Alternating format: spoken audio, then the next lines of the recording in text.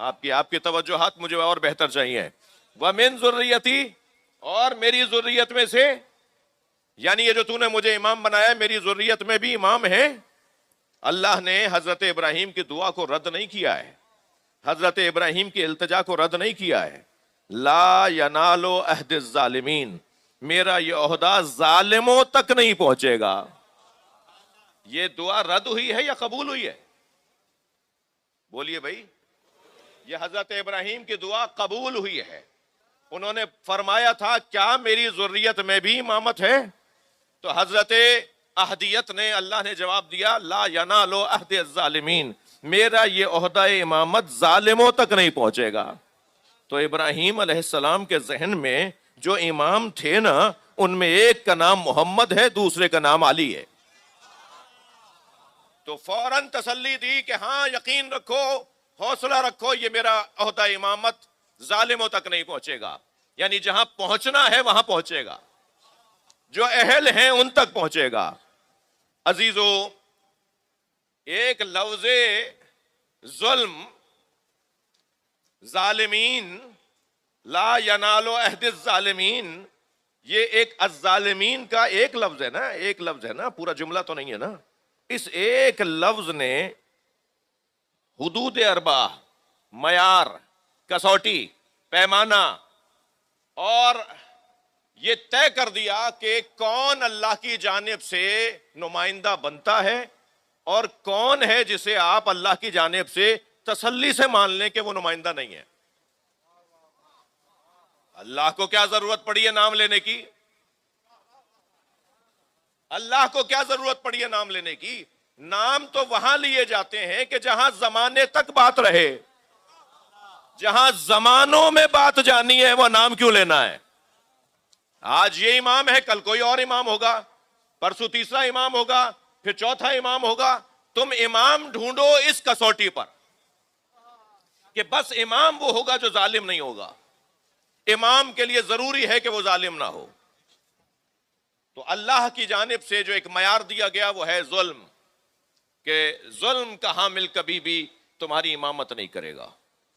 یہ عقیدہ امامت میں جن آیات سے ہم استفادہ کرتے ہیں ان آیات میں سے ایک آیت ہے، اور میں جس آیت کو اسی مضمون میں دوسری آیات جو ہیں ان میں سے جس آیت کو عنوان قرار دے کر آج دوسری مرتبہ آپ کے سامنے تلاوت کی، اس میں بھی اللہ یہی معیار بیان فرما رہا ہے. جو ہدایت یافتہ ہوں کیا وہ اس مقام کے حامل ہیں کہ جن کی اتباع کی جائے، یا وہ جو ابھی محتاج ہدایت ہے؟ کیا ہو گیا ہے تمہیں؟ کیسے تم دونوں کو برابر قرار دے رہے ہو؟ تو معیار ایک یہ ہے. ظلم، آپ کی توجہات چاہوں گا. ظلم وہ عنوان ہے اللہ کی جانب سے جو موضوع امامت میں اساسی اور بنیادی عنوان ہے. ظلم کے 4 اسباب ہیں، 4 سبب قرار پاتے ہیں، 4 باتیں سبب قرار پاتی ہیں جن کی وجہ سے کوئی ظلم کرتا ہے. سب سے پہلا حسد. اکیلے تو نہیں ہے؟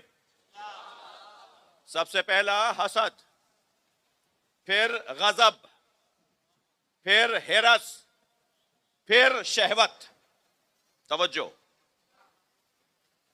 ظالم ان 4 موضوعات کی وجہ سے ظالم قرار پاتا ہے. ظالم ان 4 باتوں کی وجہ سے ظلم کرتا ہے. حسد، بولیے، غضب، ہرس، شہوت. یہ 4 چیزیں ایسی ہیں کہ جن کی وجہ سے ظلم ہوتا ہے. حسد، ابھی عرض کرتا ہوں. غضب، غصہ. غصہ ظلم کا مقدمہ ہوا کرتا ہے. غصہ شدید ہو جائے تو ظلم ہو جاتا ہے. توجہ، البتہ جن کے ہاں عصمت پائی جاتی ہو ان کا غصہ معیار ہے، میرا اور آپ کا غصہ معیار نہیں ہے. یعنی غصہ، اچھا دیکھیے، حسد فطری نہیں ہے، ذرا توجہ بڑھائیے گا. حسد فطری نہیں ہے، حسد کرنا فطرت نہیں ہے، مگر غصہ فطرت ہے. اس موضوع پر پھر کبھی تفصیل سے بات ہو، لیکن بات آئی ہے تو میں یہیں اس مسئلے کو روشن رکھوں. جی ہرس فطرت نہیں ہے، ہرس فطرت نہیں ہے، شہوت فطرت نہیں ہے، لیکن غصہ فطرت کے اندر آتا ہے، جس کے لیے پھر ائمہ معصومین نے ہمیں رہنمائی فراہم کی کہ ہمارا غصہ جب کسی سے سرکار نے فرمایا نا کہ اکتب ما اقول، جو میں بولا کروں وہ لکھ لیا کرو. سرکار کی محفل میں صحابہ کرام تشریف فرمائے تو آپ نے اپنے اصحاب میں سے سب سے مخاطب ہو کر فرمایا کہ جو میں بولا کروں اسے لکھ لیا کرو.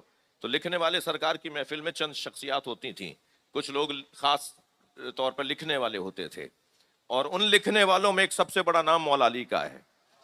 لہٰذا صلح حدیبیہ مولا علی لکھ رہے ہیں، بہت سے بادشاہوں کو خط مولا علی لکھ رہے ہیں. 10 لوگ تھے جو نبی مکرم کی صلوات پڑھ لیں ذرا محمد و آل محمد، جو مولا نبی کے اقوال کو اور آپ کے ملفوظات کو اور آپ کے فرامین کو لکھ لیا کرتے تھے. سرکار نے فرمایا اکتب ما اقول، لکھ لیا کرو جو میں بولتا ہوں. تو ان میں سے ایک شخصیت کی آواز آئی، ان میں سے ایک صحابی محترم کی آواز آئی، اکتب فی الغضب والرضا، جو آپ خوشی کی کیفیت میں اور رضامندی کی کیفیت میں فرمائیں وہ بھی لکھ لوں، اور جو آپ غصے میں فرمائیں وہ بھی لکھ لوں.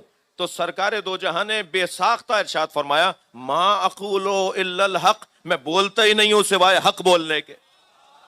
صلوات ہدیہ کریں نبی کے ذات پر.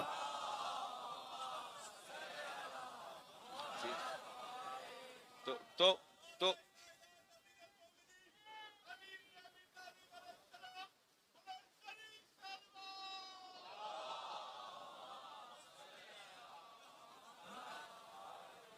تو یہ بحث پھر کسی اور موقع کے لیے، مجھے اجازت دیجئے کہ ہم اصلی مضمون سے دور ہونے کا خوف ہے.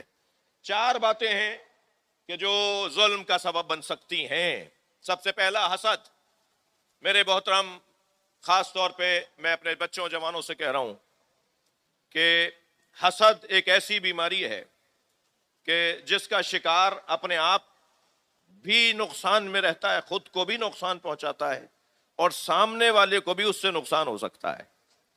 حسد کی تعریف کرنا چاہوں گا، تھوڑی گردن ہلائیے. حسد کی تعریف کرنا چاہ رہا ہوں. حسد کی تعریف یہ ہے کہ مستحق نعمت سے آرزوئے زوال نعمت. توجہ کر لی؟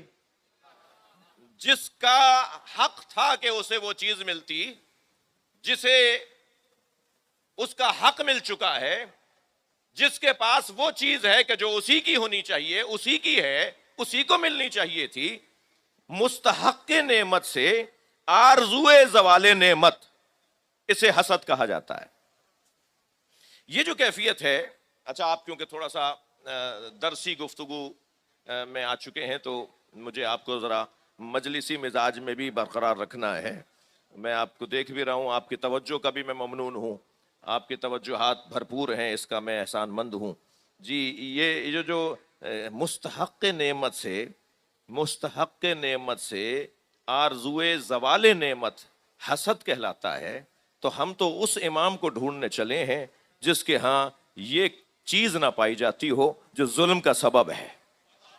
بھائی کسی کے مکان سے وہ کیوں حسد کرے جو مولود کعبہ ہو؟ صلوات پڑھ لیں ذرا محمد و آل محمد.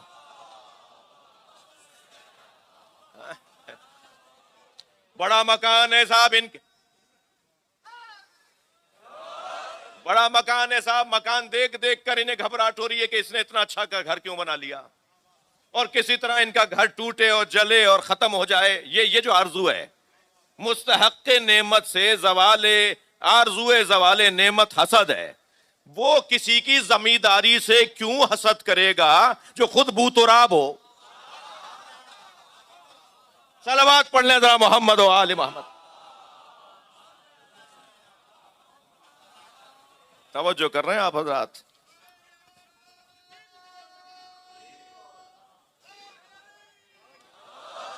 جی اب یہاں پر اب آپ کی توجہات ذرا بہتر ہوئی ہیں تو میں ایک جملہ پھر تکرار کر رہا ہوں.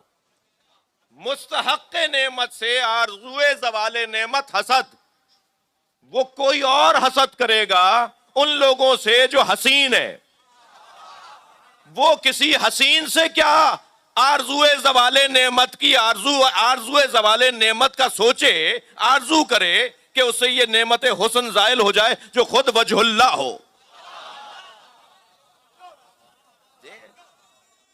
جی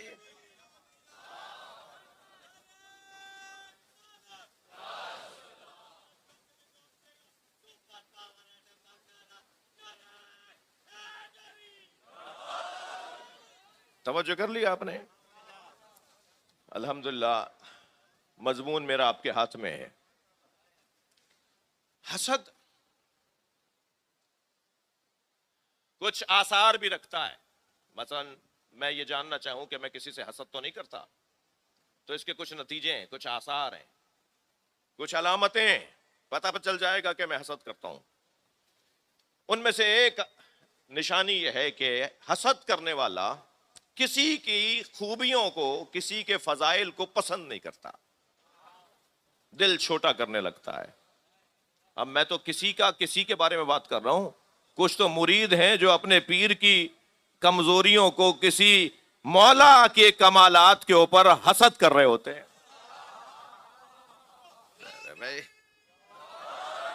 توجہ کر رہے ہیں آپ؟ تو یہاں بہت روشن بات. ایک تو وہ کسی کی خوبیوں کو، کسی کے کمالات کو اور کسی کے فضائل کو برداشت نہیں کرتا. غصہ آتا ہے اسے. حسد کرنے والے کی ایک نشانی ہے اسے غصہ بار بار آتا ہے. حسد کرنے والے کی ایک اور نشانی یہ ہے کہ وہ تکبر کرتا ہے. اچھا کیسے اس بیماری سے بچیں؟ جی علی والوں میں تو یہ بیماری ہونی نہیں چاہیے، اہل بیت والوں میں تو یہ بیماری ہونی نہیں چاہیے، کیونکہ سب سے زیادہ اہل بیت اس بیماری سے متاثر ہوئے ہیں. سب سے زیادہ اہل بیت کو اس بیماری نے تکلیف پہنچائی ہے. تو اہل بیت کے چاہنے والے تو حسد کر ہی نہیں سکتے ایک دوسرے سے، بلکہ جب دیکھیں کسی کے اندر کوئی کمال اور کوئی عظمت اور کوئی اس کے اندر ترقی، تو سید الساجدین کے ماننے والے تو اللہ کا شکر ادا کرتے ہیں. اس لیے کہ امام کو ساجدین کا سید اور سجاد، کثرت سے سجدہ کرنے والا. ساجد اور سجاد میں فرق ہے. ساجد اور سجاد میں فرق ہے. امام کا لقب ہے سجاد، جو کثرت سے سجدہ کرتا ہو. امام کثرت سے سجدہ اس لیے کرتے تھے کہ حضرت کو جب علم ہوتا تھا کہ اللہ نے کسی کو نعمت عطا کی ہے تو اسے معلوم ہو یا نہ ہو، امام سجدہ شکر ادا کرتے تھے کہ یا اللہ تو نے کسی کو خوشحال بنا دیا. اس لیے اہل بیت کے چاہنے والے تو اس بیماری کا شکار ہو نہیں سکتے جسے حسد کہا جاتا ہے. اور اس بیماری سے بچنے کا طریقہ کیا ہے؟ اس بیماری سے بچنے کے کم سے کم 3 طریقے ہیں. ایک طریقہ تو یہ ہے کہ اور بھی علماء اخلاق نے، جو میں گفتگو کر رہا ہوں یہ علماء اخلاق کی، عارفوں کی گفتگو ہے. میں تو سنی سنائی بتا رہا ہوں، میں خود عارف یا کوئی عالم نہیں ہوں، میں ایک طالب علم ہوں. مگر یہ جو گفتگو اس وقت میں کر رہا ہوں یہ آیت اللہ خمینی نے چہل حدیث میں کی ہے، یہ آیت اللہ دستغیب نے اپنے ملفوظات میں کی ہے، یہ عرفاء نے، آیت اللہ بہجت نے، سید علی قاضی طباطبائی نے، سید مرتضیٰ کشمیری نے، جو اللہ کے ولی لوگ گزرے ہیں نا، بڑے بڑے لوگ، صاحبان کرامت لوگ، جی جو ابھی بھی چند شخصیات ہیں عراق، ایران میں، پاکستان میں بھی ایسے لوگ ملتے نہیں ہیں، انہیں ڈھونڈنا پڑتا ہے. تو یہ اپنے آپ کو چھپا کے رکھتے ہیں، یہ اپنی ملاقاتیں کم رکھتے ہیں، انہیں ایک اور انداز سے زندگی گزارنا ہوتی ہے. تو ان لوگوں نے جو باتیں کی ہیں، لکھا ہے، وہ یہ کچھ گفتگو میں وہ کر رہا ہوں آپ کے سامنے. تو کیسے اپنے آپ کو حسد سے بچائیں، کیا کریں کہ حسد سے محفوظ رہیں، کیسے اس بیماری سے نجات ملے گی. آپ مجھ سے خفا نہ ہوئیے گا، مجھے برداشت فرمائیے گا. وہ جس اس بیماری سے بچنے کا ایک طریقہ 2-3 طریقے بتا رہا ہوں. ایک طریقہ اس بیماری سے بچنے کا یہ ہے کہ وسعت قلبی کی مشق کی جائے، برداشت کی اور سیاہ صدر کی مشق کی جائے. چاہے کچھ عرصے کے لیے دکھاوے کو ہی صحیح، دوسرے کی خوشی میں خوش ہو کر دکھایا جائے. جسے عرفاء کہتے ہیں ان لم تکن حلیمن فتحلم. عرفاء کہتے ہیں کہ اس حدیث پہ عمل کرو، اگر تم حلیم، بردبار، تحمل مزاج نہیں بھی ہو تو بردباری کا مظاہرہ کر کے دکھاؤ. جب 1-2 مرتبہ تم بردباری کا مظاہرہ کر کے دکھاؤ گے تو بردباری میں تمہیں ذائقہ آئے گا. جیسے زبان کے چٹخارے ہوتے ہیں ایسے روح کی بھی غذائیں ہوتی ہیں، اور پھر روح جب غذا پانے لگتی ہے اور اس غذا سے اسے صحت ملنے لگتی ہے تو روح اسی غذا کو بار بار طلب کرتی ہے۔ روح کو جن غذاؤں کی ضرورت ہے، توجہ چاہوں گا، ان میں سے ایک ہے تحمل مزاجی، وسعت قلبی، سعہ صدر، برداشت اور کسی کی خوشی میں خوش ہونا۔ دوسرا طریقہ، اپنے دین کو مضبوط کیا جائے، دینداری کو مضبوط کیا جائے، اپنے مذہب کو مضبوط کیا جائے۔ اور تیسرا طریقہ، ان لوگوں کے ساتھ بیٹھا جائے، توجہ، جن کے ہاں سعہ صدر پایا جاتا ہے، جن کے ہاں تحمل مزاجی پائی جاتی ہے، جو دوسروں کی خوشی میں بڑھ چڑھ کر حصہ ڈال رہے ہوتے ہیں، ان لوگوں سے ملاقات کی جائے۔ میرے بھائی، 2 گھنٹے تک اگر گلاب بیچنے والے کی تکے پہ بیٹھیں تو 4 گھنٹے تک ہمارے اندر سے گلاب کی خوشبو آتی ہے۔ انسان فطری طور پر اثر کو قبول کرتا ہے۔ ہم ان لوگوں سے دوستی کیوں نہ کر لیں جو بڑے لوگ ہیں۔ صلوات پڑھ لیں محمد و آل محمد۔